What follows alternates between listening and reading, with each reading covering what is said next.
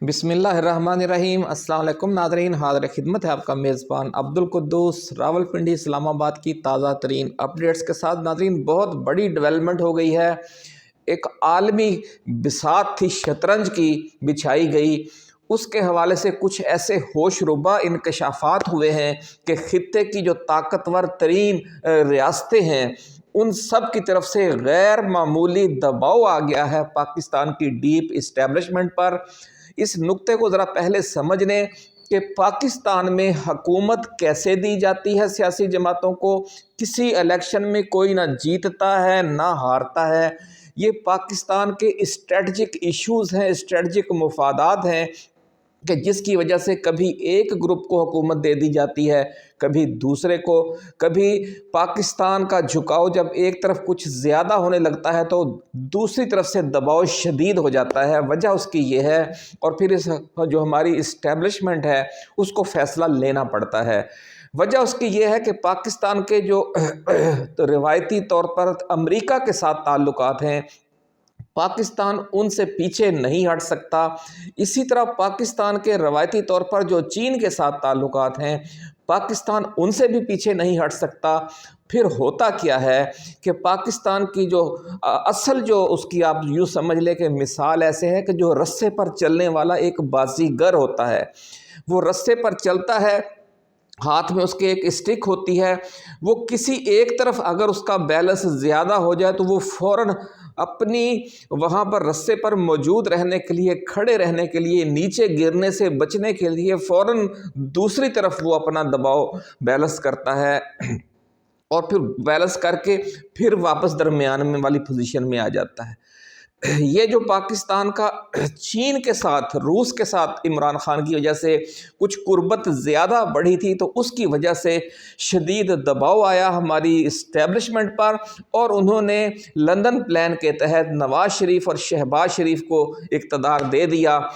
और अब जबकि सूरत हाल उसके बिल्कुल बरअक्स हो गई है और कंट्रोल आउट ऑफ कंट्रोल होने जा रही है, और एक बहुत बड़ी साजिश सामने आई है कि अफ़गानिस्तान को दो हिस्सों में तकसीम करके इस पूरे ख़ित्ते में अगले 40, 50 या 100 साल के लिए अमरीकी मौजूदगी का, इसराइली मौजूदगी का, और भारत और अमरीका और इसराइल के जो एक मुसल्लस है, ट्राइका है,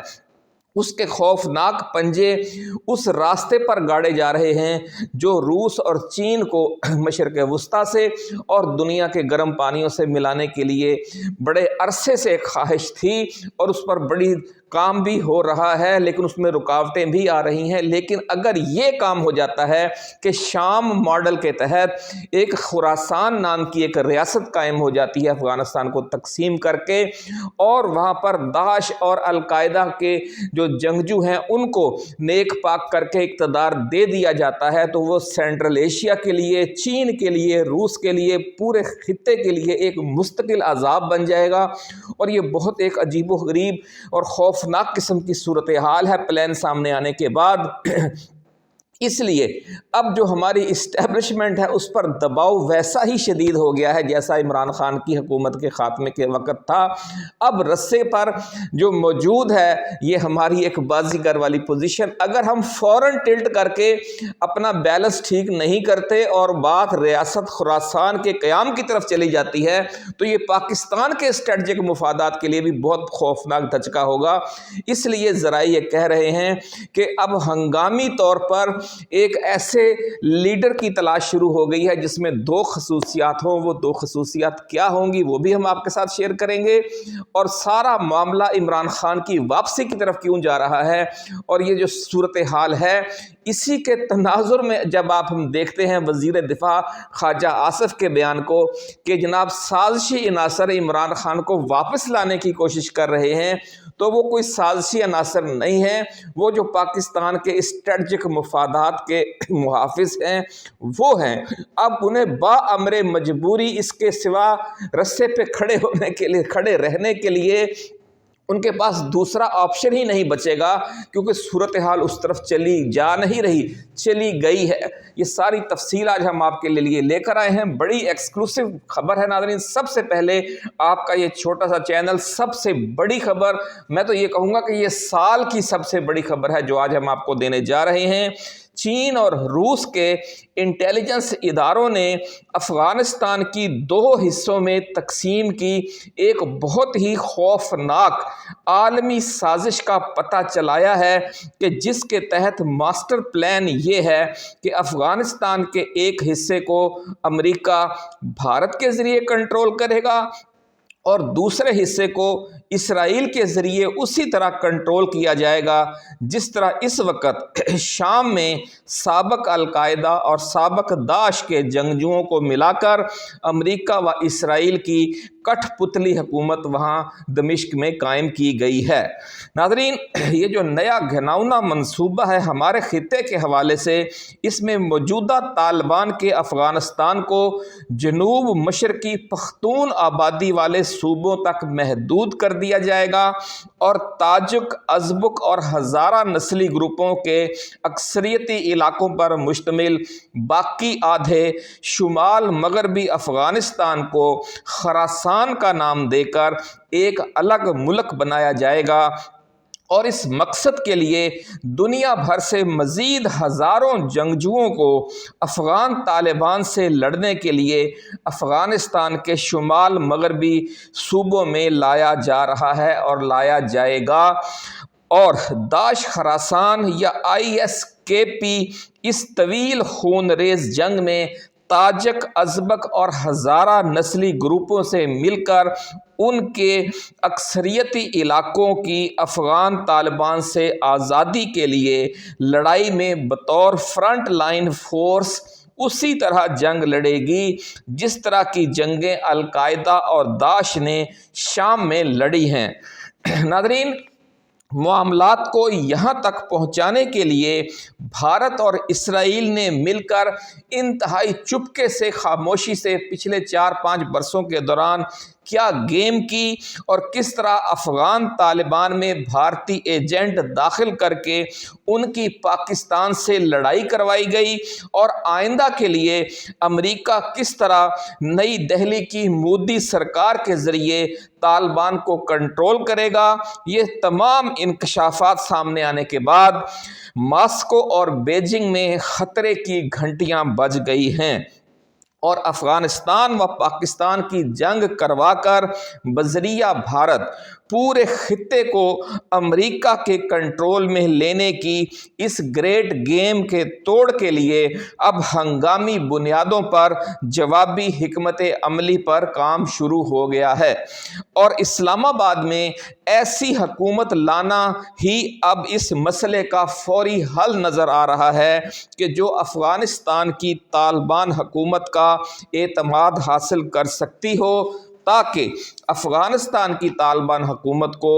بھارت کی مودی سرکار کے سحر سے نکالنے کی فوری کوشش اور کامیاب کوشش کی جائے، کیونکہ اگر افغان طالبان کو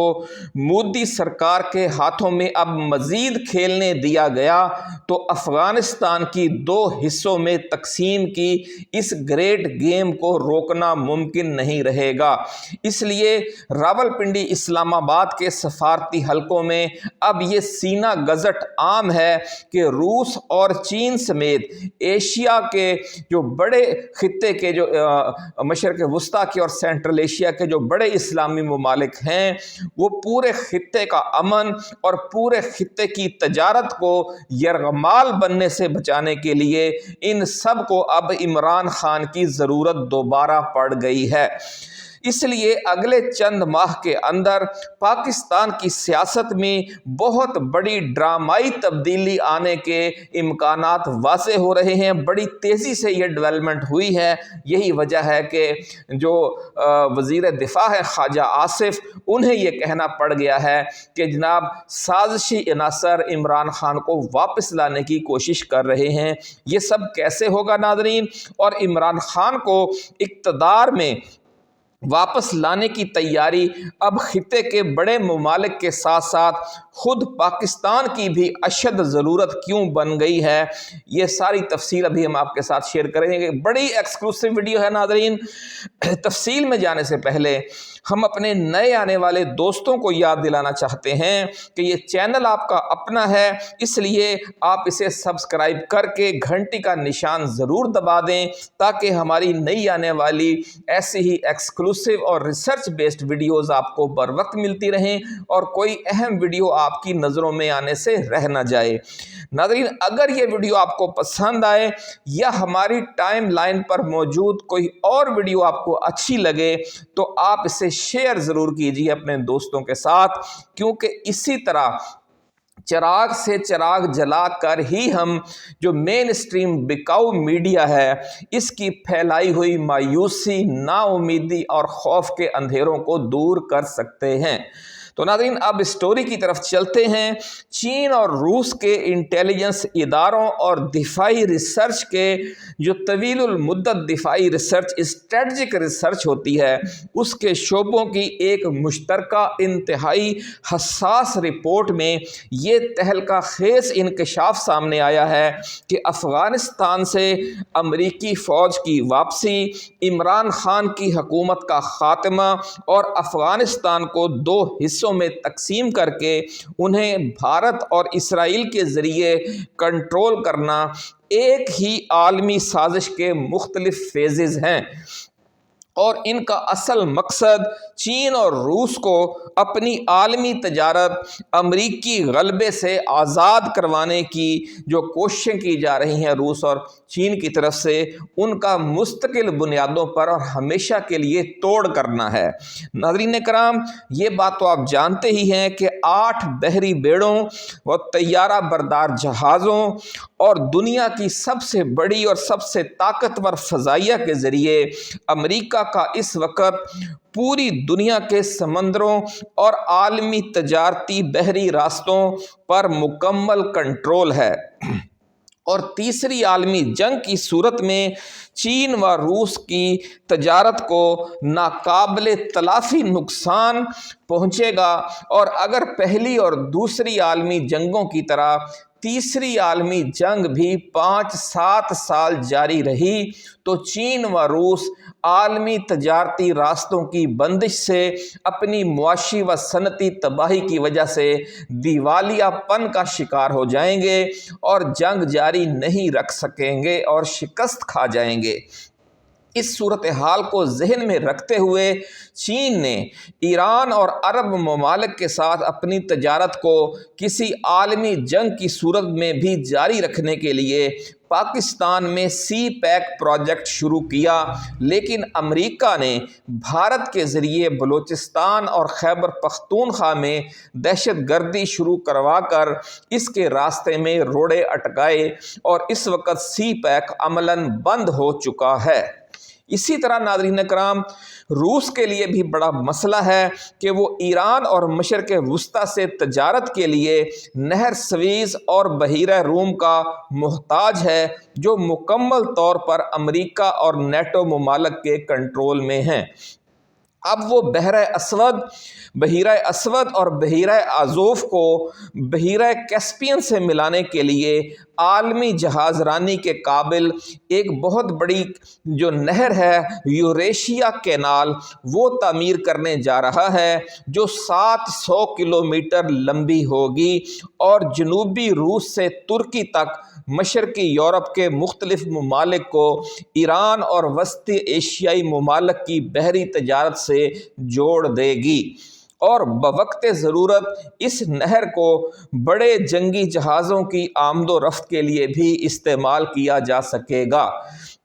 اس نہر کے ذریعے نیٹو کے کسی بلاکیج کی صورت میں بھی روس و ترکی براستہ ایران اور وسط ایشیائی ممالک کے ساتھ خلیجی ممالک سے اپنی تجارت کو جاری رکھ سکیں گے۔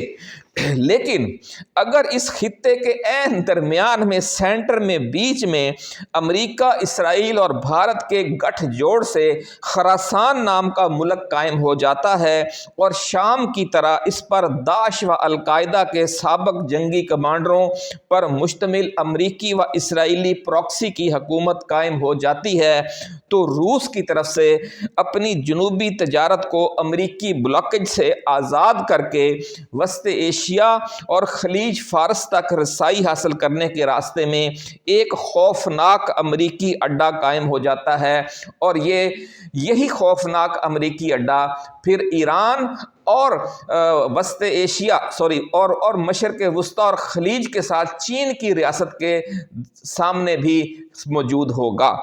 یوں ایک ہی اڈا، ایک ہی ریاست خراسان دونوں ملکوں کو بلاک کر دے گی، امریکہ کو بھی روس کو بھی اور چین کو بھی۔ ناظرین کرام، یہ وجہ ہے کہ کابل سے ہرات اور بدخشاں سے مزار شریف تک خراسان کے نام سے نئی ریاست قائم کرنے کے اس خوفناک منصوبے پر چین کی طرف سے یعنی بیجنگ سے بھی خوفناک رد عمل آیا ہے اور شدید رد عمل آیا ہے، اور چین اور ماسکو سے بھی شدید رد عمل سامنے آیا ہے، اور دونوں ممالک سخت غم و غصے کا اظہار کر رہے ہیں، اور دونوں ممالک کی طرف سے افغانستان کی طالبان حکومت کو سمجھانے کی کوشش کی جا رہی ہے کہ وہ اپنی پالیسیاں بدلے اور بھارت و اسرائیل کے ہاتھوں میں نہ کھیلے، اور دوسری طرف پاکستان پر بھی زور دیا جا رہا ہے کہ وہ اسلام آباد میں ایسی حکومت لائے جو امریکہ کو اس خوفناک منصوبے پر عمل درآمد میں تعاون سے انکار کا حوصلہ رکھتی ہو، اور افغانستان کی طالبان حکومت کے ساتھ تعلقات کو بھی واپس دوستی کے اسی لیول پر لے جا سکتی ہو کہ جس مقام پر یہ تعلقات عمران خان کے دور حکومت میں تھے۔ ناظرین، ذرائع کا دعویٰ ہے کہ چین و روس کے طاقتور انٹیلیجنس اداروں کے اس حوالے سے پاکستانی ڈیپ اسٹیبلشمنٹ کے ساتھ ہنگامی رابطے ہوئے ہیں، اور شمال مغربی افغانستان میں شام ماڈل، جسے سیریا ماڈل بھی کہا جا رہا ہے، اس کے نفاذ کی تیاریوں کو کاؤنٹر کرنے کی حکمت عملی پر تبادلہ خیال کیا جا رہا ہے، اور اس حوالے سے کئی جوابی ماڈل زیر غور لائے گئے ہیں، لیکن ہر ماڈل میں بیک وقت یہ دو خصوصیات پیدا کرنا ممکن نظر نہیں آ رہا کہ ایک طرف پاکستان اور افغانستان ایک دوسرے پر طویل المدت اعتماد کر کے ایک بار پھر اسٹریٹجک فرینڈشپ کے بندھن میں بندھ جائیں، اور دوسرے یہ کہ جو پاکستانی حکومت یہ کام کرے وہ ریاست خراسان کے اس امریکی منصوبے اور بگرام ایئر بیس کی امریکہ کو واپسی کے گرینڈ پلان پر امریکی صدر ڈونلڈ ٹرمپ کو بھی ایبسولیوٹلی ناٹ کہہ سکے، جس طرح عمران خان نے سابق صدر بائیڈن کو ایبسولیوٹلی ناٹ کہا تھا۔ ناظرین کرام، لے دے کر پاکستان میں واحد ایسی شخصیت عمران خان ہی ہے کہ جن کی شخصیت یہ دونوں شرائط پوری کرتی ہے، اس لیے روس و چین کے ساتھ ساتھ خطے کے طاقتور اسلامی ممالک کی طرف سے بھی عمران خان کو فوری طور پر واپس اقتدار میں لانے کا مطالبہ کیا گیا ہے، ایسا کہنا ہے ذرائع کا، اور ذرائع کا یہ بھی دعویٰ ہے کہ ایسے کسی منظرنامے کی اچانک ضرورت پڑنے کے امکانات کو سامنے رکھتے ہوئے پاکستان کی جو ڈیپ اسٹیبلشمنٹ ہے، اس نے عمران خان کو واپس اقتدار میں لانے کے لیے مختلف قانونی و آئینی راستوں پر غور شروع کر دیا ہے، جن میں فارم 47 اور فارم 45 والا معاملہ بھی شامل ہے، اور نئے عام انتخابات کا معاملہ بھی شامل ہے، اور ان حوالوں سے مختلف ورکنگ پیپرز کی تیاری شروع بھی کر دی گئی ہے، کیونکہ یہ جو ریاست خراسان ہے، اسرائیلی ماڈل ہے جو شام میں سیریا میں، اس انداز میں اگر یہ قائم ہو جاتی ہے تو ہمیشہ ہمیشہ کے لیے ہمارا یہ جو پورا خطہ ہے وہ ایک تجارتی اور معاشی حوالے سے یرغمال ہو جائے گا، اور چین اور روس کے ساتھ ساتھ مشرق وسطیٰ کے اسلامی ممالک، ایران، ترکی اور پاکستان کے جو طویل المدت اسٹریٹجک مفادات ہیں ان کو ناقابل تلافی نقصان پہنچے گا، اور اس کا ایک ہی حل ہے کہ بر وقت ہوش کے ناخن لیے جائیں، اور بات اسی طرف جا رہی ہے۔ جو مزید ڈیولپمنٹ ہوں گی وہ ہم آپ کے ساتھ جلد شیئر کریں گے۔ اپنا خیال رکھیے گا۔ اللہ حافظ۔ پاکستان زندہ باد۔